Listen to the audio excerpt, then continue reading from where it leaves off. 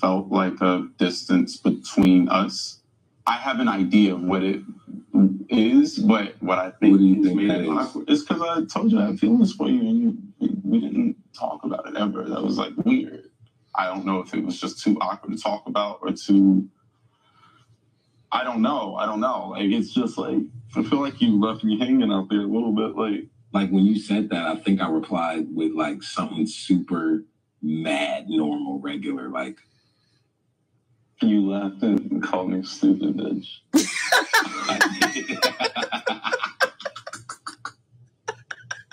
Who's that, Carmichael? Yeah. Oh my God.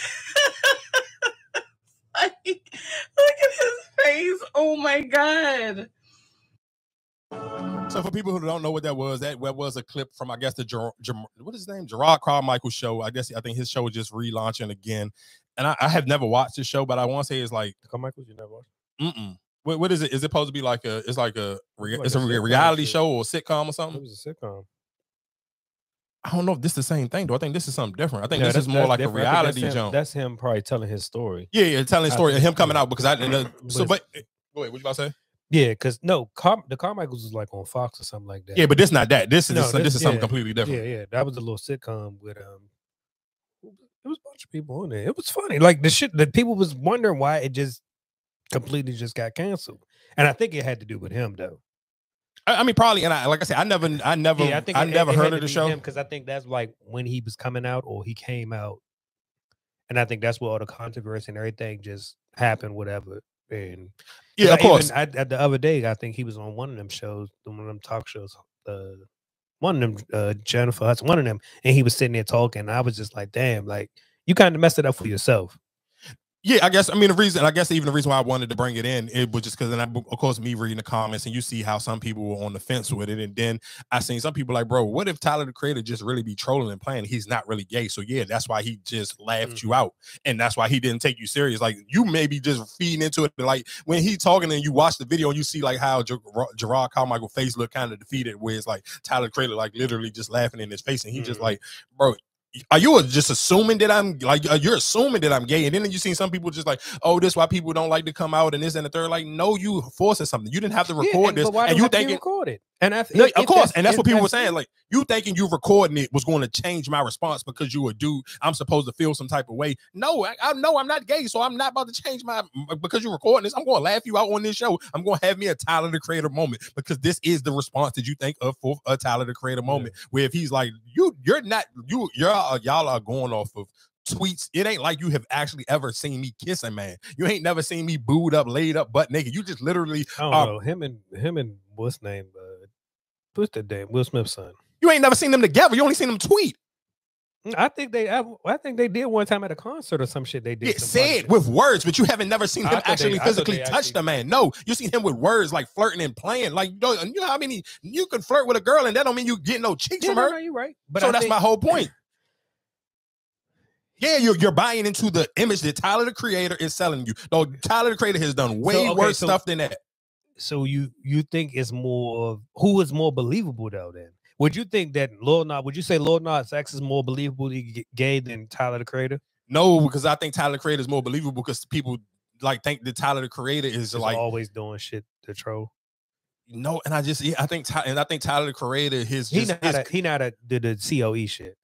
Yeah, and not even just that. I think just people know how great of he's just a great mind. So I think people don't think that he takes time out to just play like that. So people would think like because he's such a serious person when it comes to his art or when it comes to his fashion. I think a lot of people, it's easier to kind of be like, oh yeah, Lil Nas X, you just reaching because you don't have no talent. Like if you minus the gay stuff with Lil Nas X, what else is it? Tyler Creator can absolutely never play the gay game again, and Tyler Creator still has a lot of incredible music. His drip is ridiculous. His stuff when he create clothing line, like, no, let's be real. Like that, what's the junk that they selling like Zoomies and all that? I can't remember the name of it. It's like Wolf something. I can't remember the name of it. I mean, no.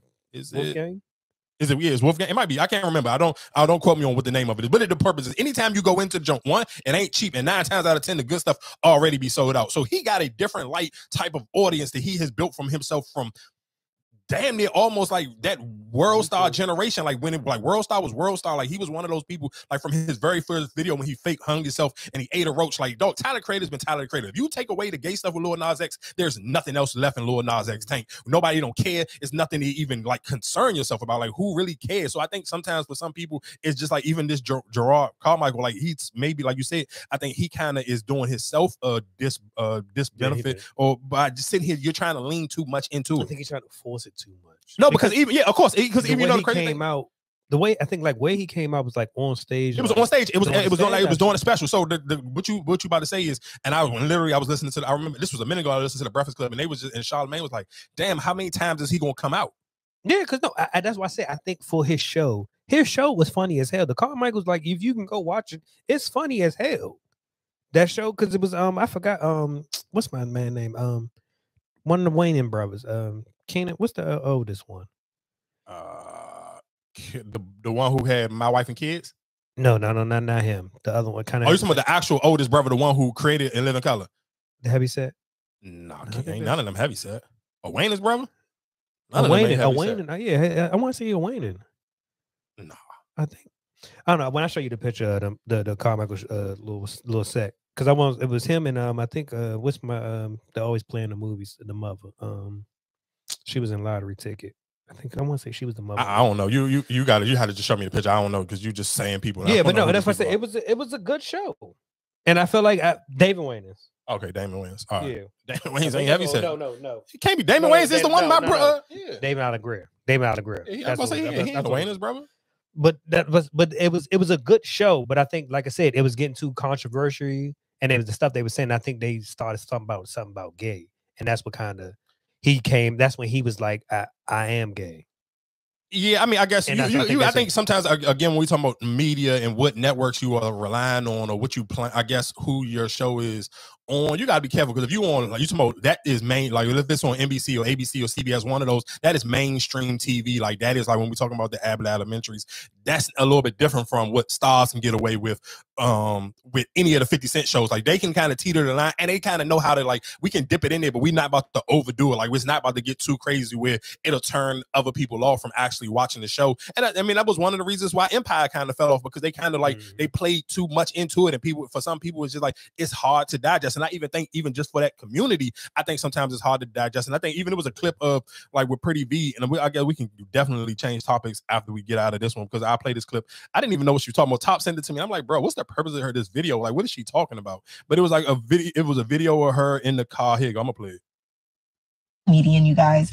Again, I don't know anything about what's going on. I just know what I'm seeing, and I know, like, you know, it's no one should not play with nobody's life. You know, no one should ever, you know, make anybody feel comfortable and all that good stuff. So I get it, you know, but for me as a comedian, as an all-purpose entertainer, that ain't got nothing to do with me, you know, at the end of the day. And I love who loves me, and I have great relationships with good people. So I'm just doing what I do best, and that's to make the world laugh and actually bring some laughter to what's happening.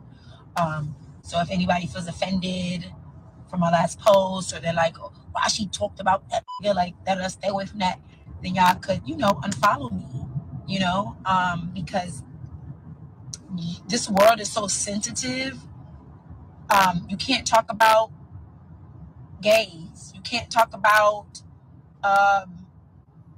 LGBTQ. You can't talk about, you know, whatever. These things are, it's happening in real life. Like, it's happening in real life. Like, I get it.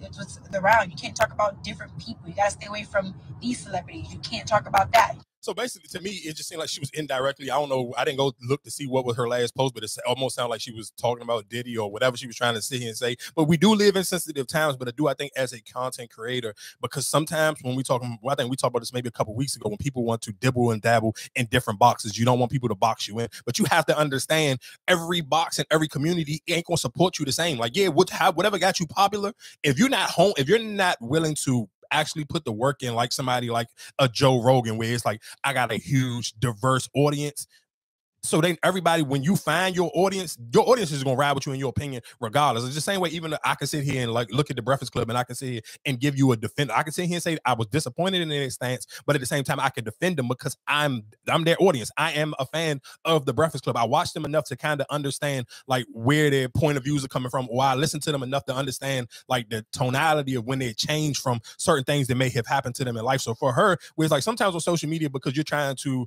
please so many different people, it's like you're going to turn off some people. Like you're not going to be able to make everybody happy. Like I even seen like with Jamil Hill, and we can kind of get off of this subject. And real quick, I guess just to talk about the people that was on that show. Did you say it was Lil Rel? It was Damon Allen. Was it Damon Allen Wayans?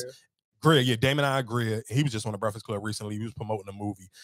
And I don't know who them two women is. I know who that license girl is. She do be on a bunch of shows, but I can't remember what her name is. But yeah, those were the two people that you was talking about. But yeah, Lorraine, I think that's her name. I don't know. I'm not about to sit here and act like I know her name. But yeah, so just to go back into it, I think a lot of times, even for somebody like a Pretty V, is like you can't make everybody happy. And then sometimes the sad thing is when you got too many, especially like women fan bases, bro, women just be so fickle and on the fence of what they are willing to champion one day, and then the next day, what are they like not happy with? And just real quick, I guess why we can kind of talk about it, because and I can kind of close in my Breakfast Club thing.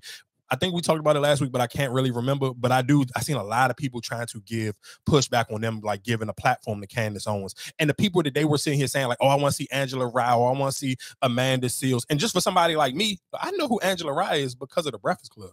Like, I think sometimes, and that's the thing that blows me, because like you're trying to discredit the Breakfast Club, saying they shouldn't have Candace Owens on there, don't give her a platform, or this, that, and the third. But it's like all the people that people were recommending, sitting here saying, oh, they the only people who qualified, and saying that like Charlamagne and them not qualified to have a real deep conversation with. But how can you say somebody not qualified, but these were the same people who were qualified to give you those? Does every person that you acknowledge, or every black person that you said you would want to see go against or battle or debate with Candace Owens, most of their popularity became because they were reoccurring people on the Breakfast Club.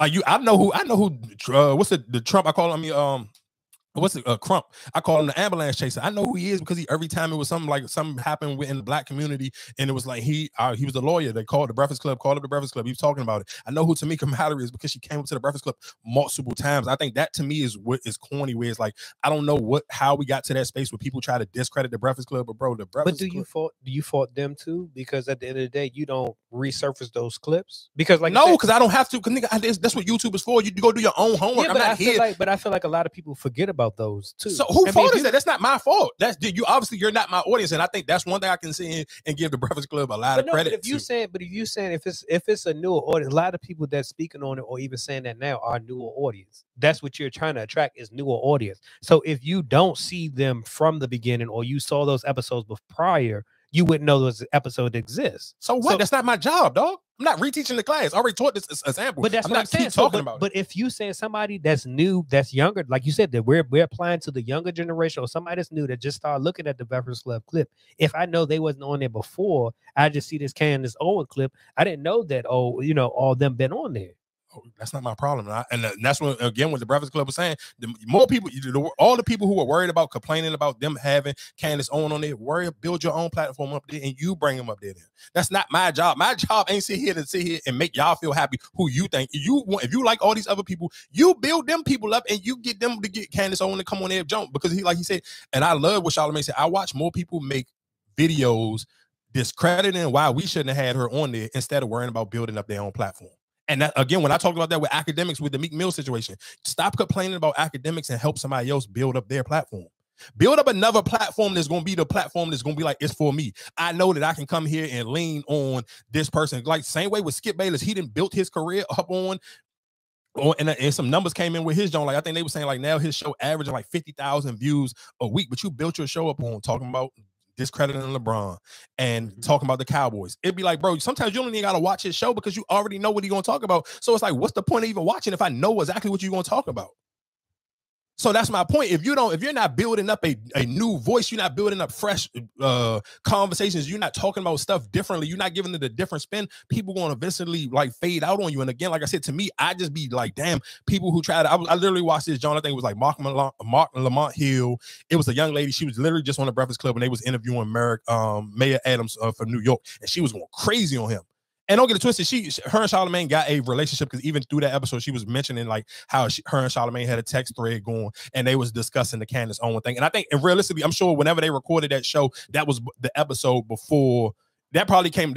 I could tell that they recorded that before her episode with Maya Adams on the Breakfast Club. So it was just like, because just the way she was speaking, I could tell it was beforehand. But they brought her on it because she is way more sharper. She's a New York lawyer, and she create content, and she's very well spoken, and you can tell that she knows the policies and the facts of what was going on. So like every time when she was debating Merrick Adams, she was hitting him back with all facts. So like that's what I'm saying for the Breakfast Club. Like I think realistically, I think Charlamagne does value the listeners of Vice and their thoughts to a certain extent. Like I'm not about to live and die on y'all opinion, but I will take what y'all saying to heed. So when we do have certain people in, like when they got Tez on in the morning doing Front Page News, they got her to sit here and decipher